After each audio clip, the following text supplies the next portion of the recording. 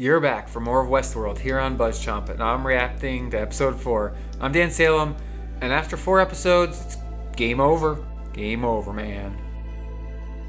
I'm Mandi. I'm Dan. Subscribe to BuzzChomp. Woo! We got a few major bombshells explode in this latest episode of Westworld, and it all spells game over. The big question is, though, for whom? We discovered that the people, the hosts, which Dolores took out of the park, were in fact all Dolores. She got herself out of the park by putting herself into Charlotte. Then Charlotte, aka Dolores, remade Dolores, who remade Bernard, and then Dolores put herself into several other hosts after killing the former human. It's quite ingenious because how could she literally trust anybody else but herself to execute what needed to be done when it was her plan? And there are so many rooms for error. But there's no room for error if you know that it's you doing it. And then for Dolores to anticipate Bernard's actions because she knows Bernard and she's kind of seeded Bernard with the path, then he came about when she expected him to, and all the worlds intersected at the end. Quite ingenious. That being said, there are still a few Doloreses that can be planted. I mean, she planted one as the right-hand man to the, quote, owner of the giant AI brain, who's really the fake owner, the son of the creator's counterpart to Serac, who's the real owner and controller. And then she planted one in Charlotte, who is kind of taking over Delos, driving the man in black crazy. William was already a little bit crazy because he murdered his daughter. Was already a little bit crazy because Westworld blew up in his face as he thought it would all along. And kind of see, if you predict something, focus on something, you're going to manifest that thing into your life. He doesn't quite know what's real and what's fake, and that stems from the fact that he thought his daughter was a host and then he murdered her and she wasn't. But Dolores indicates this was the plan all along. She was getting back at William for treating her that way over and over and over and over and over and over again. She's getting back at the creators of Delos, creators of Westworld, because of what they did to her kind. Therefore, did William actually make the choice to murder his daughter because she thought she was a host? Or was that a predetermined outcome to the path in which he was set upon?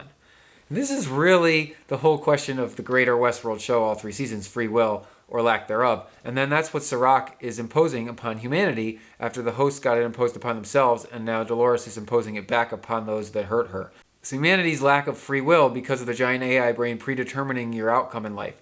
Yet there are always anomalies. There are always disruptions in the field because chaos theory, I said it last week, and people make their own decisions and they're influenced. And if you have an rogue agent a la Dolores, which now she had the stuff in her brain to unlock the forge and unlock the guest code, and now there's 5 copies of it. So it's not just one Dolores, it's 5 copies of it. One of them was the Yakuza boss that Maeve stumbled upon. But she didn't stumble upon anything. Serac sent her out to, quote, kill Dolores. Did Dolores know that by leaving Maeve behind and not saving her that she would find her way to Serac? Because how else could Serac get to somebody? Well, Maeve and Charlotte, which Dolores took over. And so Dolores already knew that Charlotte was the mole in Delos. It's a really weird and nifty web of lies and pre-knowledge. We are assuming things upon the timelines. But again, we can never do that with much certainty in Westworld because the timelines are always muddled. And we don't know what's when. What we do know is Serac is acting with the game over in mind. He knows his game over and he knows the moves of the chess pieces on the board before they take them. There is the wild card, which he seemingly has an inability to predict, which is Dolores, or the 5 Doloreses. And Dolores seems to have a predetermined knowledge of what other people will act as well. And she has an ability to control all electronics. I assume Serac has the same ability through the giant AI brain, even though he doesn't appear to be using it for that. It's unclear where her mass control came from if she has yet to take over the AI brain. It's also unclear who the other 2 Doloreses will end up becoming, or if they're already planted and we just haven't met them yet. It seems obvious to me that Caleb may become a Dolores plant, but he's acting pretty much over his own volition and doing what she says. Bernard's trying to make him question it, but Dolores knew Bernard would do that. It's total game over. It's game over for Bernard because Bernard's not actually acting of his own free will. He's acting of his maker. It's like he this is how he is. He will do these things because of his good person and personality.